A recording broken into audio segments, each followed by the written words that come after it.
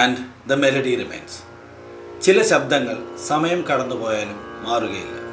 ചില ഗാനങ്ങൾ തലമുറകൾ എത്ര പഴകിയാലും നമ്മുടെ മനസ്സിൽ നിന്ന് പോവുകയില്ല. ചില ഗായകർ അവർ നമ്മളെ വിട്ടു പിരിഞ്ഞാലും അവർ പാടിയ പാട്ടുകൾ നമ്മളിൽ നിന്നും ഒരിക്കലും വേർപെടുന്നില്ല.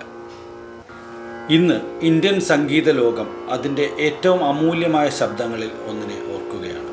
തെന്നിന്ത്യയുടെ വാനമ്പാടി, ഭാവങ്ങളുടെ രാജ്ഞി, നമ്മുടെ സ്വന്തം എസ് ജാനകി.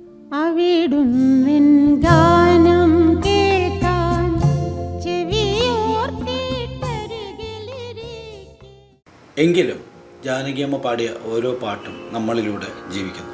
ഓരോ കലാകാരൻ്റെ യാത്രയും ഒരു ചെറിയ തുടക്കത്തിൽ നിന്നാണ് ആരംഭിക്കുന്നത്. ജാനകിയമ്മയുടെ യാത്രയും അത്തരത്തിലൊരു യാത്രയായിരുന്നു. ആന്ധ്രാപ്രദേശിലെ ഒരു സാധാരണ കുടുംബത്തിൽ ജനിച്ച ആ പെൺകുട്ടിക്ക് വലിയ സംഗീത പാഠശാലകളോ സമ്പന്നമായ പശ്ചാത്തലമോ ഒന്നും ഉണ്ടായിരുന്നില്ല. പക്ഷേ പ്രകൃതി അവർക്ക് അതുല്യമായ ഒരു അനുഗ്രഹം നൽകി. ശബ്ദമായിരുന്നു അത്. കുട്ടിക്കാലം മുതൽ തന്നെ ജാനകിയമ്മ പാട്ടുകൾ പാടുമ്പോൾ ചുറ്റുമുള്ളവർ ശ്രദ്ധിച്ചു, ഈ കുട്ടിയുടെ ശബ്ദത്തിൽ എന്തോ പ്രത്യേകതയുണ്ട്.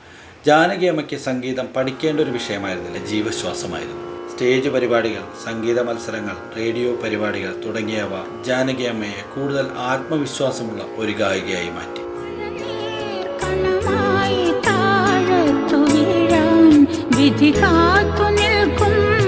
60കളുടെ തുടക്കം. ദക്ഷിണേന്ത്യൻ ചലച്ചിത്ര സംഗീതം അതിവേഗം വളരുന്ന കാലഘട്ടം. ഘണ്ടശാല, പി സുശീല, എം രാജ, ടി സൗന്ദരരാജൻ തുടങ്ങി മഹാസംഗീതജ്ഞരുടെ വേദിയിലേക്കായിരുന്നു ജാനകിയമ്മയുടെ പ്രവേശനം. ആദ്യകാലത്ത് ചെറിയ അവസരങ്ങളാണ് ലഭിച്ചത്. എന്നാൽ ഓരോ ഗാനത്തിലും അവർ ഒരു കാര്യം തെളിയിച്ചു. ഓരോ കഥാപാത്രത്തിൻ്റെയും വികാരങ്ങൾ സ്വന്തം ശബ്ദത്തിലൂടെ ജീവിപ്പിക്കാൻ കഴിയുന്ന ഒരു അഭിനേത്രി കൂടിയായിരുന്നു. ഇതാണ് പിന്നീട് എസ് ജാനകിയെ മറ്റെല്ലാ ഗായകരിൽ നിന്നും വ്യത്യസ്തയാക്കിയത്. മലയാള സംഗീതത്തിൻ്റെ സുവർണ കാലഘട്ടം.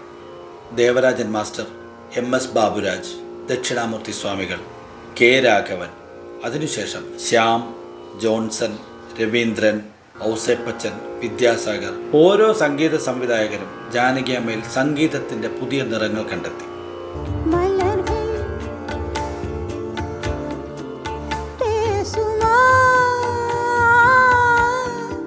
ഒരു പാട്ട് കേൾക്കുമ്പോൾ അത് ജാനകിയമ്മ പാടിയതാണെങ്കിലും ആ കഥാപാത്രത്തെയാണ് നമ്മൾ ഓർക്കുക.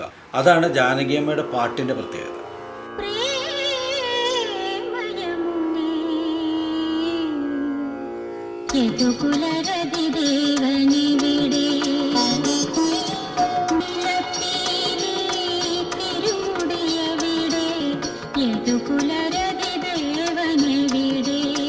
ഒരു കുഞ്ഞിൻ്റെ ശബ്ദം മുതൽ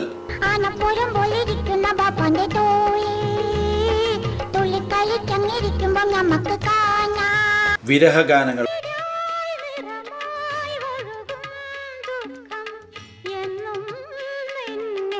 സന്തോഷഗാനങ്ങൾ,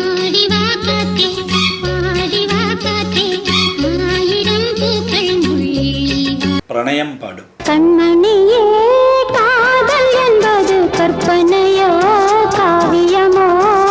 ഭക്തി പാടും.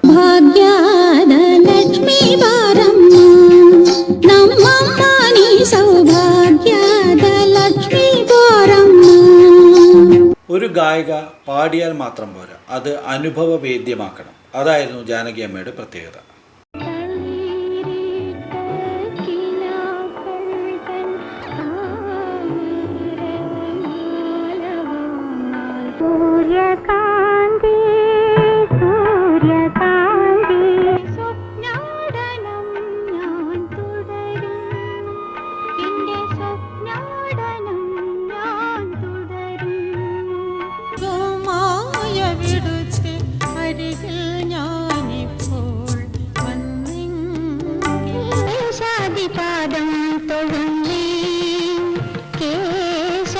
ഒരു സംഗീത സംവിധായകൻ്റെ മനസ്സിന് ഇണങ്ങുന്ന രീതിയിൽ പാട്ടുപാടുന്ന ഒരു ഗായികയാണ് ഒരു സംഗീത ലോകത്തിൻ്റെ സമ്പത്ത് എന്ന് പറയാം.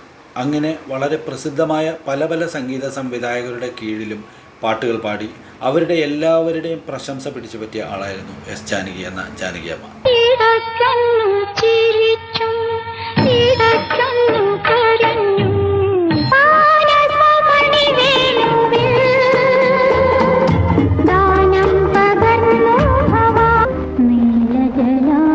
നീലജലാശയത്തിൽ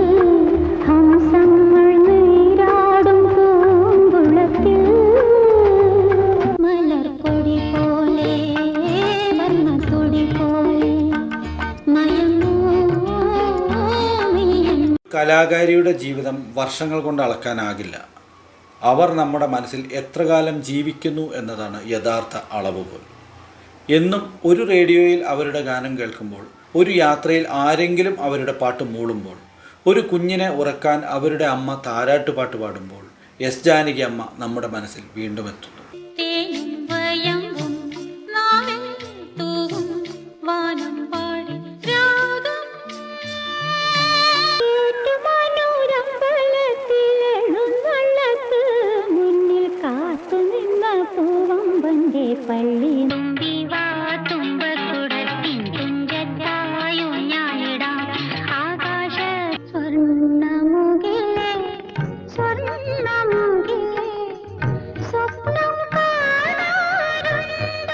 കിളിയേ കിളിയേ മണിമണി മേഘത്തോപ്പിൽ ഒരു മലർന്നുള്ളാൻ പോകും മോഹം കൊണ്ടു ഞാൻ ദൂരെയേതോ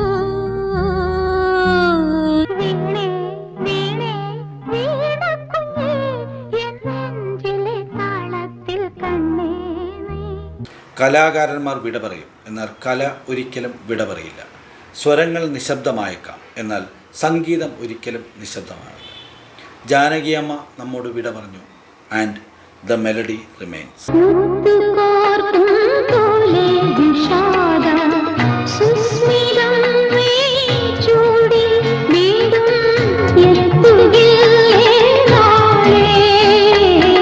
കല്ലിനു പോലും ചിറകുകൾ നൽകി കന്നി വസന്തം പോയി.